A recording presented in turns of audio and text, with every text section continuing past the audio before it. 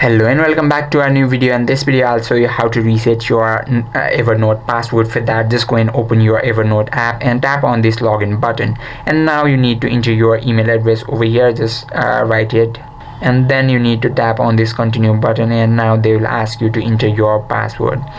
And when they ask you to enter your password, you will see forgot password option right below this continue button. Just simply tap on that, and now you need to enter your recovery email and tap on this blue button, and you need to verify that you are human.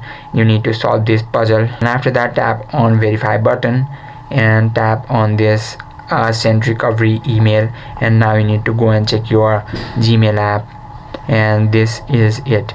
Tap on this reset password button and choose your browser, and there it will take you to a website from where you can reset your password. Simply enter your new password and repeat your new password and tap on update password. After that your Evernote password after that your Evernote password will be reset. I hope this video helped you out. If you have any questions or queries, just let us know in the comment section. Thank you for watching.